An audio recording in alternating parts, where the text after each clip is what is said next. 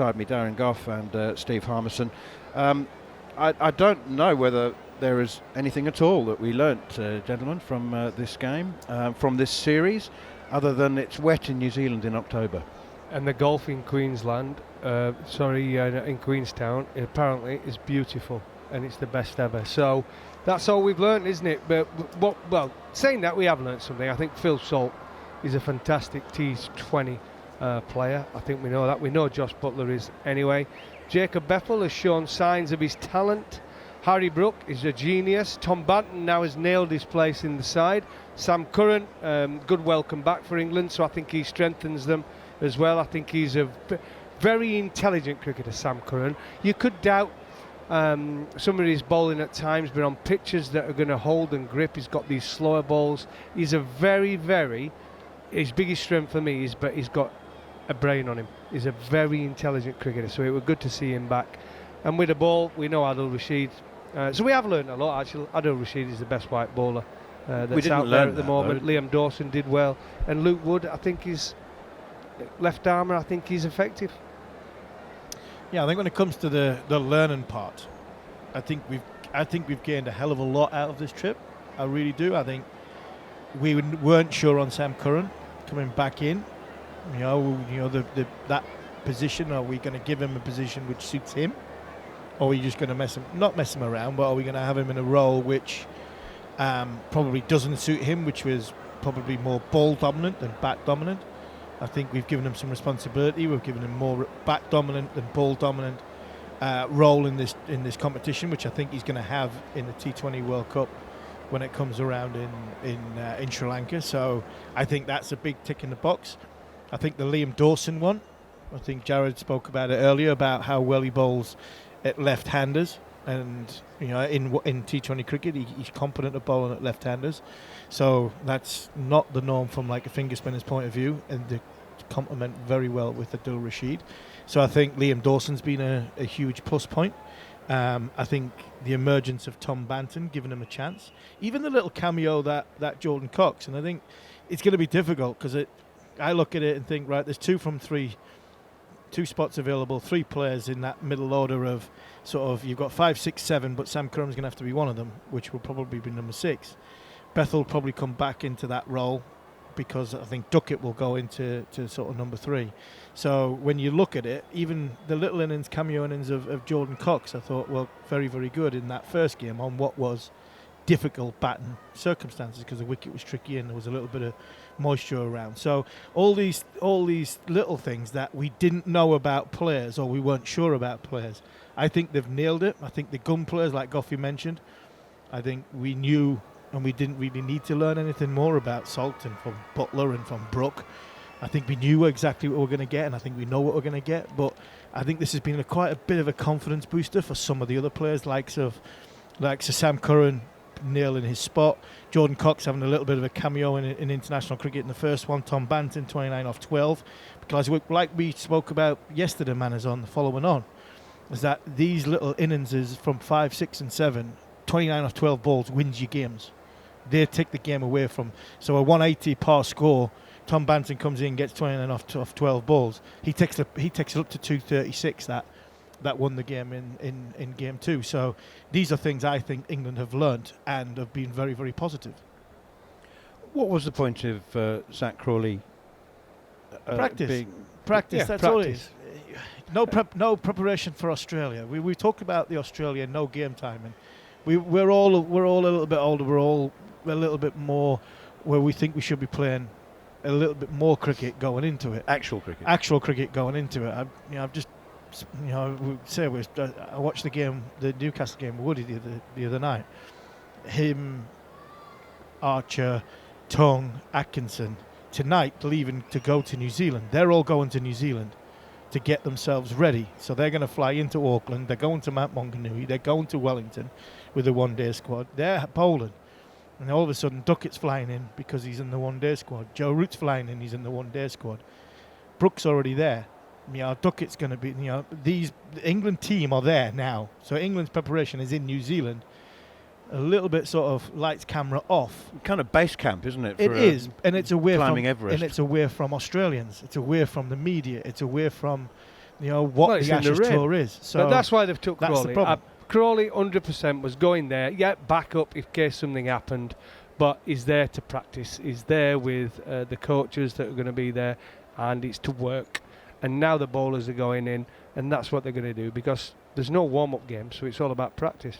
Just confirmation as we look ahead to the ODI series then that there are 4 changes. Those not involved in the ODI series who were involved in the T20 series. Phil Salt, Jordan Cox, Bryden Carse. He's not in the ODIs. He's having a rest. Well, practice. And He'll Zach still Crawley. be there. He'll be not Oh going yeah, anywhere. he's there. It's only Matthew Potts of the 8 fast bowlers in the Ashes squad, 7 fast bowlers and Ben Stokes. Only Matthew Potts isn't going to be in New Zealand. He's going to fly straight to Australia because he played a busy because he bowls overs. Yeah, Yeah, and he's been playing too much actual cricket. He's played actually too much cricket. And he ain't playing first test, so there's no rush for him. And the 4 who come into the ODI series, as you said, Ben Duckett, Joe Root, Jamie Smith and Jofra Archer, although it has been announced that Archer definitely won't play in the first ODI. Nothing wrong with him. No, there's nothing Just wrong with work it. Just the management. fact that he's only going to get there on Saturday morning after flying for 36 hours. So he ain't going to be playing. He's not going to be. Actually, he won't be there in time, will he? But he'd have gone Caribbean He won't to be there in England, time. and then England back out there. That's the way. But he'd if have they done. leave tonight, he ain't getting into New Zealand in time to start the game. Monday, they're getting Monday. Yeah, Yeah. it'll be Saturday. tight, wouldn't it? So the first ODI is Sunday morning at the Bay Oval in Mount Maunganui, and then they move on to Seddon Park in Hamilton, and then the Sky Stadium in Wellington. It used to be called the Cake Tin, didn't it? That stadium. What do England want apart from winning? What do England want to get out of the ODI series? I mean, there's nothing wrong with just performing, is there? I mean, there doesn't have to be a point to everything. We spoke for years and years and years about context and, they're building up towards this, they're building up to... This is just an ODI series because that's what cricketers do. They play and they entertain and they perform and it's a kind of throwback, isn't it, to the days of meaningless bilateral series. Well, I think it's going to be the same brand of cricket. You've seen Harry Brook in every interview he does. He's more outspoken than Ben Stokes when he talks about the way they want to play. I think since he's been in charge of the T20 side, they've played some ridiculous cricket, and they've been hard to beat. Have they been beaten once? I think that was the South Africa game, wasn't it? They've been beaten once, this T20 side. And I think in 50 It was a 5-over game. Yeah, that's what I mean. That's the only one they've lost. And I think the confidence is running high. I think I'm expecting to see the same brand of cricket in the 50 overs. Yes, there's a few changes. Joe Root comes back in there, gives them that stability in the middle order. But around it, I think it's going to be ding, ding, shots galore. And I think we've got a very skillful unit. And I think in 20 overs and 50 overs, I know we went through a bit of a rough patch, I think England are in a very good place. I 100% agree, and I think it's a little bit of a free hit, the 50-over competition. I think the T20s was a little bit more, business-like, trying to nail down them places. We talked about the positives before. Does Sam Curran stay in that position, and can we get that role for him? Will that middle-order player, that six-hitter coming in at number 7 that we need to change the game? The spin bowler, Liam Dawson, can we nail that?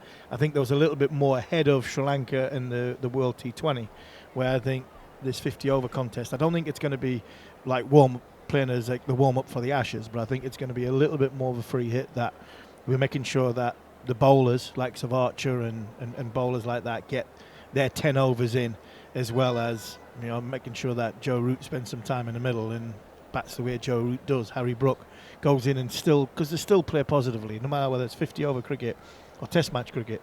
The outlook of trying to access and hit the cricket ball is exactly the same for the likes of Brook and for Smith and for Duckett and for Root. But I think it's quite a nice warm up going into the Ashes. They'll not want to say that, but I think it is a really nice way to going in. It's still pressurised cricket. It's still high level, top end cricket, but it's away from the sort of, I think the microscope of what Ashes cricket does. And when you go into Australia, we know what it's like. There's the minute you go into Australia, I mean, it can be mentally draining before you get to that first Test match. So I can actually see, as somebody who has criticised the preparation from these before, I can actually see this is probably more of a benefit than playing it outside Australia and then going in short time, bang, get the Lions game out of the way and get the Ashes game starting, as opposed to the 3-week build-up, playing three games, and especially if you lose. It's only a build-up, Army. If you go to the practice games and you lose, but this more team, often than not, we did. This team's got a mentality of playing to win every game and belief they're going to win every game. It's totally different to series past where they go into it and it's a bit of what if we lose, we're going to get. I don't think that goes with this team now, and I think to go there and have 1 or 2 warm-up games wouldn't have been a bad thing. But look, they're here in New Zealand. It's a very good one-day side. We know that. We've won that series, T20, although it's rain affected. But still, we played some great cricket, some positive cricket at times, especially with a bat. And then this third one was just a write-off. But going into the 50 overs, I expect to see the same cricket. New Zealand are a good side, but we look far ahead of them, especially in T20, and it'll be interesting now to see where we are in 50 overs compared to New Zealand. Okay, I've got another question about Ashes build-up, but before we go on to that, we might finish with that topic actually, but let's hear from England captain Harry Brook, who was talking to Frankie Mackay. Well, it's one of those frustrating series, no doubt, for you as a player, but a bit of form's always nice. Yeah, very frustrating. Obviously, the weather hasn't been ideal, but it's good to get a little bit of game time out there for the boys. And New Zealand conditions seem to be ones that you've enjoyed so far, especially those at Hagley Oval. Is there something you put your finger on why you enjoy it here so much? No, it's a great place to tour. We've had an amazing time so far. We've obviously got the ODIs coming up. We've loved every minute of it, and we're looking forward to the ODI series coming up now. And you did mention when we spoke a little bit earlier in the series that there'd been some good golf played. Best course when you've been here so far? Definitely TRI, for sure. And were you a winner that day as well as this series? No, I wasn't, unfortunately. But no, like I said, we've had an amazing time and looking forward to the ODIs now. We'll hear from Mitchell Santner as well in just a moment. The question I wanted to ask you before we run out of time. Told you the golf were good, though. Yeah, the golf is very good. Harmy, you were horrified when England decided to prepare for the last Test tour of India in Abu Dhabi. You said that they should get that. We all know how wearing and wearying it can be in India when you're sort of confined to the team hotel, that kind of thing. So England decided to do something different. They decided to change the blueprint from decades, half a century of touring India. Same with the Ashes. You both know how you said you can be exhausted mentally and emotionally before you get to the first Test match, and physically as well. They used to play sort of 3 or 4 or 5 warm-up games. So instead of saying, well, that's the Ashes, that's the way it is, it's the way it's always been, they've decided to do something different. They've decided to prepare in New Zealand, out of the media spotlight. So right or wrong, success or fail, they're trying something different. Yeah, trying something different. I've always been a believer, and I said this at the time when I was talking about that build-up in Abu Dhabi or wherever they were going into that. It's not one size fits all. Everybody prepares differently. Everybody gets to that first Test match differently. It took Darren probably a little bit less time to get everything into rhythm before it would take me over the course of preparing for that first Test match. I think the difference in this one is they're playing competitive cricket, right? It might not be Test match cricket. It might not be 3-day cricket, but other than Ben Stokes, Gus Atkinson, I don't think there's too many others who aren't going to have possibly played, depending on whether Archer and Wood play in the same team in that first Test match. But the rest are going to have played some competitive cricket within 3 weeks of that first Test match in Perth. So I think the competitive juices and the competitive cricket is there. I think enough to go into that Lions game. You ideally like to have played one longer format game to make sure that, like we were talking about before, when bowlers, it's not a case of just bowling the nets like what Darren's saying. You bowl in the net, you bowl in the mitt, then you go off. I mean, this is putting 3 2-hour sessions together. When you've got to come back in that last session, 95 mile an hour Jofra Archer is bowling at 83, 84 mile an hour. And that's not me criticising Jofra. This is just a body. This is a body thing. This is your natural body slowing down because you've been on your feet for 8 hours. You've got to go again and try and get.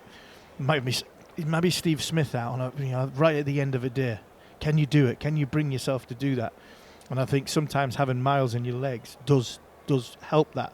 You can have too many miles in your legs, and it's a fine balance. But I think Archer's probably going to play 2 and bowl 18 overs, competitive overs, and then play in the Lions game, and then be ready for the first test. Some will say that's probably just about right for Jofra. It might not be, like we seen in the last test match of the summer. That might not be the case for Josh Tongue, because Josh Tongue, the way he performed in the summer, he might be turning around and going, hold on, I should be on this team sheet here. But where's he probably going to need, like me, going into an Ashes series, maybe 40 or 50 overs and possibly more to get themselves ready for that first test, to be bang on it, bowling at 90 mile an hour from 11 o'clock in the morning until 6 o'clock at night, and sustaining that sort of constant pressure as an international cricketer. Gough, I'll give you the final word in just a moment, but Canterbury Magicians all-rounder Frankie Mackay, I don't know whether she's former, I don't know whether she's retired or not actually, but she's a record-breaking all-rounder, Frankie Mackay, now part-time commentator as well. She was having a chat to New Zealand Black Caps captain Mitch Santner. I guess this time of the year it was a potential, but yeah, still I guess a lot of good things to come out of the series. It's always nice to play England, no matter what time of the year you can play them. Yeah, I guess that was going to be my question. Some incomplete games and a series loss, but what are those good things that come out of it? Because there were some for this New Zealand side. Yeah, I think the way we bowled in that first game, especially in Hagley on a wicket, that I guess did give us a little bit. Yeah, and then I guess we didn't get an opportunity with the bat, but the second game was good. We were put under a lot of pressure on a good wicket, and I guess going forward, we're going to come up against a good team on a good wicket. So I guess the learnings from that, and then again tonight we started well amongst the rain. Yeah, and how important is it to, I guess, get on a little bit of a roll in the T20 format with that World Cup looming, and to try and slot pieces of the puzzle together and I guess get the exact way you want to play the game sorted and down pat? Yeah, I guess it's more like you said, the way you want to approach it. I guess conditions here might be a little bit different to what we're going to get in India and potentially Sri Lanka, depending on where we are. So, yeah, and I guess we've got a few guys out at different times with injuries, or I guess the India series away, guys will be doing some franchise. So I guess the combinations now, you're trying to, I guess, fine-tune what we've got. And again, we've got another great series. Obviously, the one day is first, but I guess the T20s against West Indies to see what we can do. There really isn't a great deal that the captains can say after 3.4 overs, but we were talking about England and their preparation for the Ashes, Goughy. It's not being disrespectful to New Zealand to say that this is being used as a base camp, as a preparation tour. Yes, of course they want to win the T20s and the ODIs, but your thoughts on England's attempt to do things differently before this Ashes campaign? Look, I'm all for change. I've no problem with it. I just honestly do believe but some players need to play a longer format. All I'm trying to say is, but practice is not the same as playing. And it's okay for the guys now. They're playing this cricket. They're getting bat and ball out in the middle. The bowlers who are going to play in the 50 overs have to bowl properly. You're looking to take wickets with a new ball. You have to come back in the middle and hit the pitch hard. You come back at the end and use your skills, slow balls and the odd bouncer and back of a length again. So look, the players that are playing, I have no problem with that whatsoever. But I think if they do exactly the same thing and pick the same team every game, there's going to be a lot of players who ain't playing. And someone like Mark Wood, when was the last time he played? I can't even remember. March. So he's going to go into a test match having played in a little Tom Noddy game against each other. Yeah, against each other in at Lilac Hill, right? And Lilac Hill tends to be flat. We used to go there, Lilac Hill, and play against the President's 11 or Prime Minister's 11, whatever it is. And I'll tell you what, that was a pressure game because they used to bring out Dennis Lilly played in it. They used to have a few oldies in it, but I tell you what, they played some up-and-coming hungry players like a Gilchrist and Langer played, and they make sure they give you a proper test. And if you lose that first game, as he said, the pressures starts to build, because when you land in Australia, it's lights, camera, action. As soon as you walk out of that airport, there's cameras in your face. It's unlike any other place. But I think England, Gough, you mentioned before, just to finish, they've got the right mentality. Ben Stokes' team have got this last 3 years, they've got the right mentality to go to Australia. Now they've got to back it up. They believe they're going to win. And that's the positive here. Look, with Ben Stokes, who's a terrific leader, he's shown himself to be a lead from the front. Now, there's a lot of ifs and buts on both these teams. England, we're talking about it now, Archer and Wood. I want to see them play in Perth together. And then you can rest Wood the second game, play Archer in both the first 2 tests, rest Archer for the third test, play Wood. But we don't know. We don't know if they're going to be fit. We don't know if they're going to last. We don't know if that lack of activity is going to be affecting Wood and Archer. Australia have got loads of question marks. Look, he's not going to play, is he? The captain Cummins. He's not playing. They've got question marks at the opener. We know they're going to have Smith at 4 and 5, and that's about it. Any other... And if they don't have Cummins in that first test, which he ain't going to be, look at that tail. Lyon, Stark, Boland, Hazelwood. You've got Archer and Wood running at you. They ain't getting any runs. I think they might play Nisa. I think they might play Michael Nisa, which then bats at 8, and they might not play the spinner. I wouldn't play the spinner for England in Perth. I wouldn't play if I'm going to play Wood and I'm going to play Stokes. Question mark over both their durabilities over 5 days. I'd pick 5 seam bowlers. I'd pick 5 seam bowlers. Stokes being the 5th option, which takes pressure off his bowling. Takes pressure off Mark Wood's bowling. I don't think you can pick Mark Wood, Jofra Archer, Ian Other, Stokes and Bashir for Perth. I don't think you can, and believe you can get through 4.5 days, because there's too much question mark on Stokes' bowling, too much question marks on Wood's fitness, and Archer's fitness, and Bashir. How will Bashir first up go in Australia? I won't play him in Perth either. I wouldn't play him in Perth. I'd be slightly different. I'd have Bethel. Well, Bethel might be playing anyway instead of Pope, but I would play, me personally, if everybody's fit and everybody's going well, I'd play Wood and Archer, I'd play Carson Atkinson, I'd play Stokes. Right, we've got a month to go before the first test match. We're going to be talking about this for the next month. Well, if it's raining. That's it for this edition of Following On, just with the reminder that the first of the 3 ODIs is on Sunday morning. We'll be on air shortly after midnight in the early hours of Sunday morning. Every ball, hopefully there'll be a lot of them, live and exclusive here on talkSPORT 2. Until then, cheers.